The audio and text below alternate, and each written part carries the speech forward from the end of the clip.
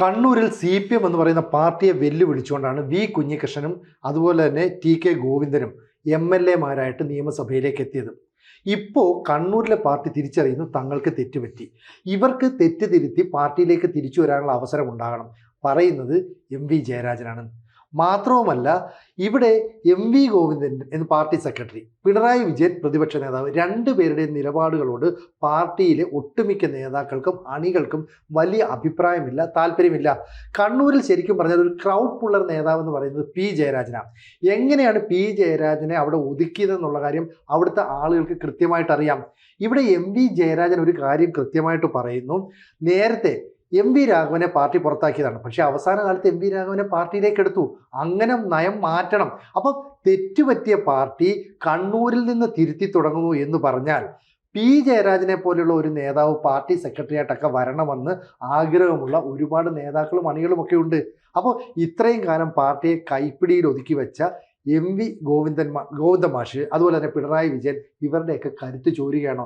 മാത്രമല്ല, ഇവർക്കൊക്കെ പിന്തുണയായിട്ട് കൃത്യമായിട്ട് സെക്രട്ടറി ആയിട്ടുള്ള MA ബേബി ഉണ്ട് എന്നുള്ള കാര്യം യാതൊരു സംശയവുമില്ലാതെ ജനങ്ങൾക്ക് ബോധ്യപ്പെട്ടതുമാണ്. എങ്ങനെ PS മാഷ് ഇതിനെ വിലയിരുത്താം?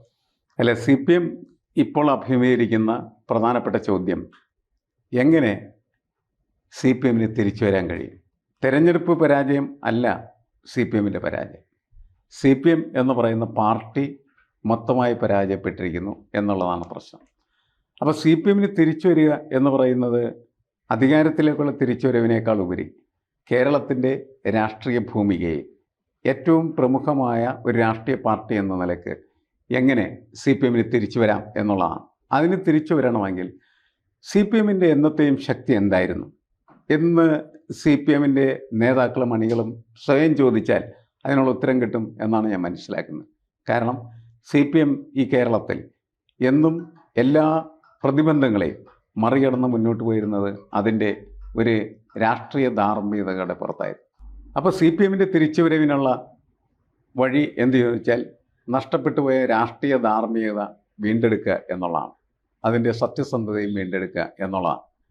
ഇപ്പോൾ നമുക്കറിയാം, പല നേതാക്കളെയും ചുറ്റിപ്പറ്റി അഴിമതി കഥകൾ അത് ഈ കേരളത്തിൽ നിറഞ്ഞു നിൽക്കുകയാണ് ചെയ്യുന്നത്.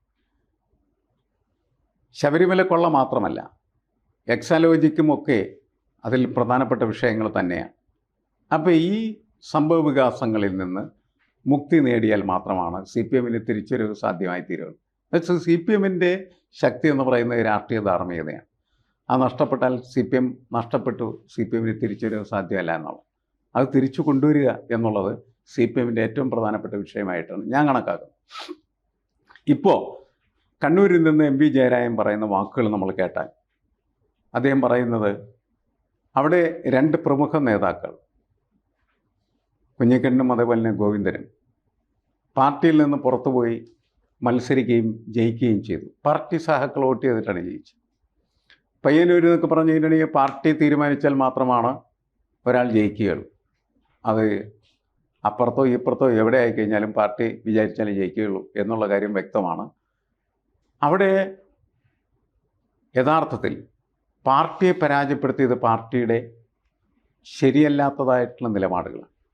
കാരണം രക്തസാക്ഷി ഫണ്ട് പിരിക്കുകയും അതിൽ അഴിമതി നടത്തുകയും ചെയ്ത മൻസൂറിനെ മാറ്റണം എന്നാണ് സഹാക്കൾ പറഞ്ഞത്. സഹാക്കളായിരുന്നു ശരി, പാർട്ടിയല്ല ശരി. അതുകൊണ്ട് സഹാക്കൾ എന്ത് ചെയ്തു? ജയിച്ചു. അങ്ങനെയാണ് കുഞ്ഞികൃഷ്ണൻ അവിടെ ജയിക്കുന്നത്. കുഞ്ഞികൃഷ്ണൻ്റെ പുസ്തകത്തിൻ്റെ തലവാചകം എന്ന് പറയുന്നത് പാർട്ടിയെ അണികൾ തിരുത്തണം എന്നുള്ളതാണ്. പാർട്ടി അണികൾ തിരുത്തണം എന്നുള്ളത് വളരെ കൃത്യമായിട്ട് അണികൾ എന്ത് ചെയ്തു? നടപ്പിലാക്കിയ രണ്ട് സ്ഥലമാണ് തളിപ്പറമ്പും അതേപോലെ തന്നെ പയ്യന്നൂരും. ഇവിടെ നിന്ന് ജയിച്ചത് പാർട്ടിയുടെ ശക്തരായിട്ടുള്ള രണ്ട് വക്താക്കൾ തന്നെയാണ്. പാർട്ടി എപ്പോഴും സ്നേഹിക്കുന്നതായിട്ടുള്ള രണ്ടുപേരാണ്. അത് TK ഗോവിന്ദൻ്റെ കാര്യം, തളിപ്പറമ്പിൽ അവിടെ പ്രതി എന്ന് പറഞ്ഞാൽ ഇപ്പോഴത്തെ CPMൻ്റെ സെക്രട്ടറി MV ഗോവിന്ദനാണ്. അദ്ദേഹത്തിൻ്റെ ഭാര്യയെ അവിടെ സ്ഥാനാർത്ഥിയാക്കി നിർത്തിയത് കൊണ്ട് മാത്രമാണ് അവർക്കാർക്കും ഇഷ്ടമില്ലാത്ത, സഹാക്കൾക്ക് ഇഷ്ടമില്ലാത്തതായിട്ടുള്ള കാര്യങ്ങൾ അവിടെ നടന്നു. സഹാക്കൾ അതിനെതിരെ പ്രതികരിച്ചു. അങ്ങനെ അവിടെ രണ്ടിടത്തും പാർട്ടി തോറ്റു, പക്ഷേ സഹാക്കൾ ജയിച്ചു. ഈ വിഷയത്തെ മുൻനിർത്തിയിട്ട് തന്നെയാണ് MV ജയരാജൻ ഇപ്പോൾ പറയുന്നത്, അവർ തെറ്റുതിരുത്തി പാർട്ടിക്കകത്തേക്ക് വന്നാൽ അവരെ തിരിച്ചെടുക്കും എന്ന് പറയുന്നു. അവർ തെറ്റുതിരുത്താനൊന്നുമില്ല, പാർട്ടിയാണ് അതിൻ്റെ അകത്ത് തെറ്റുതിരുത്തേണ്ടത് എന്ന് കുഞ്ഞികൃഷ്ണൻ പറഞ്ഞു കഴിഞ്ഞു. ഞാൻ എന്ത് തെറ്റാണ് ചെയ്തത് എന്ന് പാർട്ടി എന്നോട് പറഞ്ഞാൽ ആ തെറ്റ് ഞാൻ തിരുത്താൻ തയ്യാറാണ് എന്നാണ് കുഞ്ഞികൃഷ്ണൻ പറഞ്ഞിരിക്കുന്നത്. ഇപ്പം ഇവിടെ ഒരു വലിയ വിഷയം എന്താണെന്ന് വെച്ച് കഴിഞ്ഞിട്ടുണ്ടെങ്കിൽ നിലവിലുള്ള സെക്രട്ടറി CPM പോരാ. എം വി ഗോവിന്ദനെ കൊണ്ട് ഈ പാർട്ടിയെ മുന്നോട്ട് കൊണ്ടുപോകാനായിട്ട് കഴിയില്ല. കാരണം എം വി ഗോവിന്ദനകത്ത് ഈ രാഷ്ട്രീയ ധാർമ്മികതയുടെ കരുത്തില്ല. അതാണ് പ്രധാനപ്പെട്ട പ്രശ്നം. ആ കരുത്ത് അയാൾക്കുണ്ടായിരുന്നെങ്കിൽ ഒരിക്കലും ഒരു കാരണവശാലും അയാൾ അദ്ദേഹത്തിൻ്റെ ഭാര്യയെ സ്ഥാനാർത്ഥിയാക്കില്ല. ശ്യാമള എന്നുള്ളതല്ല പ്രശ്നം. ശ്യാമള നല്ലൊരു സഖാവാണ്. പക്ഷേ അവർ സ്ഥാനാർത്ഥിയാകാൻ പാടില്ല എന്നതിൻ്റെ പ്രശ്നം എന്ന് പറയുന്നത് അത് എം വി ഗോവിന്ദൻ്റെ ഭാര്യയാണ് എന്നുള്ളതാണ്. അത് മനസ്സിലാക്കാനായിട്ടുള്ള കഴിവ് എം വി ഗോവിന്ദന് നഷ്ടപ്പെട്ടതുകൊണ്ട് മാത്രമാണ് ആ സീറ്റിൽ CPM തോറ്റത്. അത് തിരിച്ചറിയാനായിട്ടുള്ള കഴിവ് എം വി ഗോവിന്ദന് ഇല്ല എന്നുള്ളത് അയാൾക്ക് ഈ രാഷ്ട്രീയ ധാർമ്മികത ഇല്ല എന്നതിന് ഏറ്റവും പ്രകടമായിട്ടുള്ള തെളിവാണ്. അപ്പോൾ അതുകൊണ്ട് എം വി ഗോവിന്ദനെ വെച്ചുകൊണ്ട് ഈ പാർട്ടിക്ക് മുന്നോട്ട് പോകാനായിട്ട് കഴിയില്ല. അല്ലെങ്കിൽ പാർട്ടിക്ക് വീണ്ടെടുപ്പ് എന്ന് പറഞ്ഞാൽ സാധ്യമല്ല. അതിന് പകരമാര് എന്ന് ചോദിക്കുമ്പോൾ കണ്ണൂരിലെ സഹാക്കളുടെ നാവിൽ ഉള്ള പേര് P. ജയരാജൻ തന്നെയാണ്. കാരണം അഴിമതിയിൽ വീഴാതെ നിൽക്കുന്ന ജയരാജൻ, അതാണ് P. ജയരാജൻ്റെ പ്രത്യേകത എന്ന് പറയുന്നത്.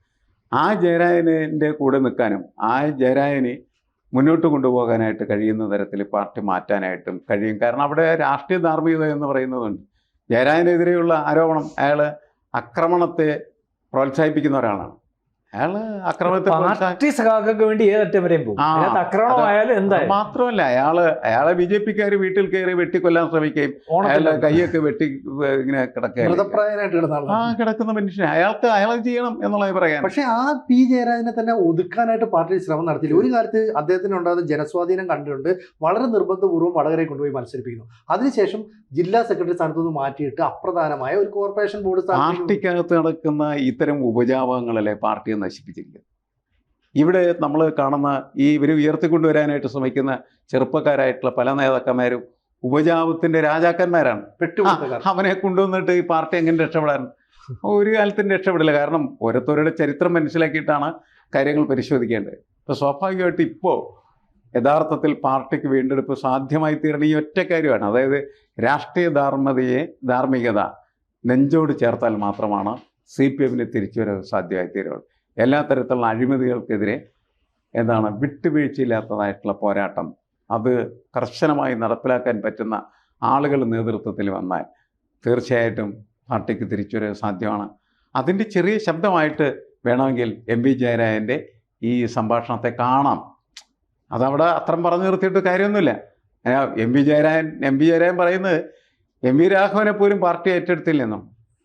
അപ്പോൾ പാർട്ടിക്ക് എം വി രാഘവനെ ഏറ്റെടുക്കാനായിട്ട് കഴിയുമെങ്കിൽ തീർച്ചയായിട്ടും TK ഗോവിന്ദനെയും അതേപോലെ തന്നെ കുഞ്ഞികൃഷ്ണനെയും ഒക്കെ ഏറ്റെടുക്കാൻ കഴിയുമെന്ന് അദ്ദേഹം സൂചിപ്പിക്കുകയാണ് ചെയ്യുന്നത്. സംവാദങ്ങളുണ്ടാകട്ടെ, എന്നിട്ട് പാർട്ടിക്ക് പറ്റിയ അബദ്ധങ്ങൾ പാർട്ടി സമ്മതിച്ച് ഈ സഹാക്കളെ തിരിച്ചെടുത്ത് രാഷ്ട്രീയമായ ധാർമ്മികതയിലേക്ക് പാർട്ടി തിരിച്ചു പോയാൽ പാർട്ടിക്ക് വീണ്ടെടുപ്പ് സാധ്യമാണ്. P. ജയരാജൻ സെക്രട്ടറി ആയിട്ട് വരുന്നതോടുകൂടി ആ കാര്യത്തിൽ ഒരു തീരുമാനമാവും എന്ന് വേണമെങ്കിൽ നമുക്ക് കരുതാവുന്നതാണ്. ഇതിനകത്ത് ഇപ്പം നമ്മൾ കാണുന്ന ഒരു പ്രസ്താവന നിസ്സാര പ്രസ്താവനയല്ല. അതിനകത്ത് രണ്ട് പ്രധാനപ്പെട്ട ഇപ്പം പാർട്ടി മൊത്തത്തിൽ പറയുമ്പം അതിൻ്റെ മൊത്തത്തിൽ രണ്ടുപേരുടെ പ്രധാനപ്പെട്ട രണ്ട് കക്ഷികളെയാണ് ഇത് ഊന്നിയാണ് കാര്യങ്ങൾ സംസാരിക്കുന്നത്. ഒന്ന് പിണറായി വിജയൻ, ഒന്ന് പാർട്ടി സെക്രട്ടറി. പിണറായി വിജയൻ എന്ന് പറയുന്ന ആള് ഇപ്പം ആര് പറഞ്ഞാലും ആര് തീരുമാനിച്ചാലും വേറെ മാർഗമില്ലാത്തതുകൊണ്ട് പ്രതിപക്ഷ നേതാവ് ആയതാണോ എന്ന് നമ്മൾ വിചാരിക്കേണ്ടി വരും. പക്ഷേ അത് വളരെ വലിയൊരു പരാജയമാണ്. കാരണം ഈ പ്രതിപക്ഷ നേതാവ് നാളെ കാലത്തെ അവിടെ ഇരുന്ന് പാർട്ടിയെ വീണ്ടെടുത്ത് അല്ലെങ്കിൽ തിരിച്ച് MLA-മാരെ ഉണ്ടാക്കി ഭരണപക്ഷത്ത് വരാൻ പറ്റുന്ന ഒരു മുഖ്യമന്ത്രിയല്ല. അദ്ദേഹം കാലഹരണപ്പെട്ടു എന്ന് വെച്ചാൽ കാലഹരണപ്പെട്ടു എന്ന് പറഞ്ഞാൽ അദ്ദേഹത്തിന് 82 വയസ്സായി, ഇനി അതിന് കഴിയുന്ന ഒരു അവസ്ഥയില്ല. മാത്രവുമല്ല, കഴിഞ്ഞ ദിവസത്തെ ഞാൻ ഒരു ഉദാഹരണം പറയും, ഇതിപ്പോൾ പറഞ്ഞുകൊണ്ടേ നിയമസഭയിലെ പ്രകടനത്തിനകത്ത് ഈ ബാലഗോപാൽ വരെ പിണറായി വിജയനോട് ചോദിക്കുക, അതായത് മുഖ്യമന്ത്രി VD സതീശന്റെ കടന്നുകയറ്റവും അല്ലെങ്കിൽ നമ്മൾ പറയത്തില്ല എന്തിനും മറുപടി പറഞ്ഞ് പ്രതിപക്ഷം എന്ന് പറയുന്നതിൻ്റെ വായടപ്പിച്ചുകൊണ്ട് പോകുന്ന ഒരവസ്ഥ. ഇതിന് മറുപടി പറഞ്ഞ് അതിനെ ഓവർകം ചെയ്യുന്ന രീതിയിലേക്ക് പ്രസംഗിക്കാനും കാര്യങ്ങൾ അവതരിപ്പിക്കാനും കൃത്യമായിട്ട് പറയാനും കഴിയുന്ന ഒരു പ്രതിപക്ഷ പ്രായം പ്രശ്നമാണ്, അവതരണ ശൈലി വിഷയമാണ്. കാരണം അതിന് പരാജയമാണ്. അത് പ്രതിപക്ഷത്ത് പൂർണ്ണ പരാജയമെന്ന് ആദ്യത്തെ അല്ലെങ്കിൽ രണ്ടാമത്തെ ഈ നിയമസഭാ സമ്മേളനത്തോടുകൂടി ബോധ്യപ്പെട്ടിരിക്കും. അതുപോലെയാണ് പാർട്ടി സെക്രട്ടറി. എന്ന് പറഞ്ഞാൽ പൂർണ്ണ പരാജയം. അദ്ദേഹം എടുത്ത നിലപാടുകൾ മൊത്തം തെറ്റ്. ശ്യാമളയുടെ കാര്യമായാലും സ്ഥാനാർത്ഥി നിർണയമായാലും ശബരിമല വിഷയമായാലും മറ്റു പലതും എല്ലാം കുഴപ്പമായിട്ട് വരുന്നു. അപ്പോൾ ഇപ്പോൾ വരുന്ന കേട്ടോണം, പറഞ്ഞ ഒരു ഉദാഹരണം പറയും. തെറ്റ് തിരുത്തിയാൽ പാർട്ടിയിലേക്ക് തിരിച്ചു വരാമെന്ന് MP ജയരാജൻ പറഞ്ഞപ്പോൾ കുഞ്ഞികൃഷ്ണൻ പറഞ്ഞ മറുപടി എന്താണ്? ഞങ്ങൾ എന്ത് തെറ്റാണ് ചെയ്തത്? ആരാണ് തെറ്റ് തിരുത്തേണ്ടത്? പാർട്ടി തെറ്റ് തിരുത്തട്ടെ. അതായത് പാർട്ടി ഞങ്ങളുടെ കൂടെ വരട്ടെ എന്നുള്ള മെസ്സേജ് തന്നെയാണ് അവിടെ കൊടുത്തിരിക്കുന്നത്. അല്ല അതിന്റെ VS മാഷ് അതിന്റെ ശരി. പാർട്ടിയുടെ പ്രശ്നം എന്ന് വെച്ചാൽ പാർട്ടി ജനങ്ങളെ കേൾക്കുക എന്നുള്ളത് പാർട്ടിയുടെ ഒരു പ്രധാനപ്പെട്ട തത്വമാണ്. ജനങ്ങളെ കേൾക്കാതെ ഗോവിന്ദനെ കേട്ടിട്ട് എന്താ കാര്യം? ഗോവിന്ദ മാസ്റ്റർ കേട്ടിട്ടോ അല്ലെങ്കിൽ പിണറായി വിജയനെ കേട്ടിട്ടോ പാർട്ടിക്ക് രക്ഷപ്പെടാൻ പറ്റില്ല. താഴെ തട്ടുതട്ടുവരെയുള്ള പാർട്ടി മെമ്പർമാരുടെ പാർട്ടി അനുഭാവികളുടെയും കാര്യങ്ങൾ കേട്ട് മുന്നോട്ട് പോകുന്ന ഒരു അവസ്ഥ ഉണ്ടാകണം. അതിനകത്ത് പിണറായിയുടെ കാര്യം കേൾക്കാനോ ഗോവിന്ദന്റെ കാര്യം കേൾക്കാനോ ഇനിയും കേരളത്തിൽ കമ്മ്യൂണിസ്റ്റുകാർ ഉണ്ടാകത്തില്ല എന്നുള്ളൊരു മെസ്സേജ് തന്നെ. അപ്പോൾ അതുകൊണ്ട് തന്നെയാണ് ഈ പറയുന്ന P ജയരാജനും ഗോവിന്ദനും ഒരുപക്ഷെ കുഞ്ഞികൃഷ്ണനും വരുന്ന, അതായത് ഇത് രണ്ടും ഔട്ടാവണം. യഥാർത്ഥത്തിൽ പറഞ്ഞാൽ